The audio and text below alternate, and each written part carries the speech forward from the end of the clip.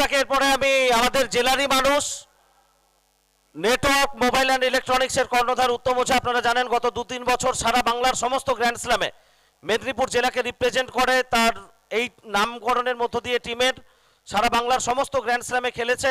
2-3 বছর হলো, কিন্তু একটা মেজাজ আমরা দেখেছিলাম। এবছরও নেটওয়ার্ক কাপ কোনটাইতে সিএসএসএ মাঠে অনুষ্ঠিত হয়েছিল, তার আগে রাজনন্দিনী কাপ খেলে ফিরে আসার সময় একটা গুরুতর অ্যাক্সিডেন্ট, তারপরেও হার না মানা লড়াকু মানসিকতা নিয়ে নিজের টুর্নামেন্ট করেছেন। আজকে আমি কোথাও সেই ফিলটা পাচ্ছি, এই টুর্নামেন্ট করাতে গিয়ে একটু উচ্চবাচ্য কোথাও হয়ে গেছে, হতে পারে, কারণ আমরা সবাই চেষ্টা করি দর্শকরা মাঠে যেন বসে না থাকেন, অন টাইম সবাই আসেন। তার জন্য সবার জন্য একটু কড়া হতে হয়, গলার জোর একটু বাড়ে, খারাপ লাগতে পারে অনেকের, কিন্তু সেটা ভালোর জন্যই আমরা করি। তো সেই জায়গা থেকে হয়তো উত্তমদারও একটু কোথাও খারাপ লেগেছে, সব স্যাটিসফাই বা ফুলফিল করতে পারিনি। আমি উত্তমদার কাছে কিছু কথা নিবেদন করার জন্য অনুরোধ করছি।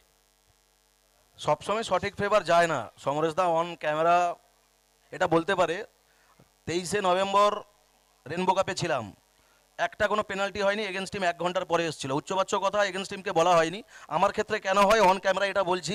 আর প্রত্যেকটা টিম যেরকম রাজদা বললো যে টাইমে আসবে, আমরা প্রথম দিন টাইমে বলা হয়েছিল, এটাও বলা হয়েছিল টাইমে না এলে পেনাল্টি হবে।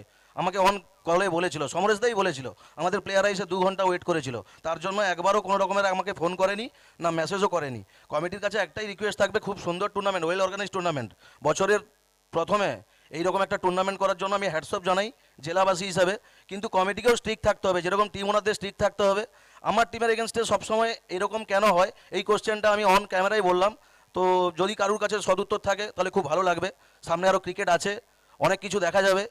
আর যারা আম্পায়ারিং করছিলেন আজকে, জানি মানুষ মাত্রে ভুল হয়, কিন্তু কবিগুরু কাপ থেকে শুরু করে, ঠিক আছে, কবিগুরু কাপ নয়, কলিঙ্গ কাপ, তারপর থেকে আমার টিমের এগেনস্টে কেন এরকম বাজে ডিসিশন হয়, তো এই কোশ্চেনটা আমার আপনার আম্পায়ারদের কাছে থাকবে, চ্যালেঞ্জিং আম্পায়ার ইস্ট মেদিনীপুরের। তো মাঠে হিট অফ দ্য মোমেন্ট অনেক কিছু ডিসিশন খারাপ ভালো হতে পারে। প্রত্যেকটা গ্রাউন্ডে আমার টিমের এগেনস্টে কেন হয়, কিসের জন্য, পেছনে কোনো কিছু লুকিয়ে আছে নাকি, তো সেটা বললে খুব ভালো হয়। আশা করবো আগামী দিনে আম্পায়াররা এর উত্তর দিতে পারবে, সদুত্তর দিতে পারবে।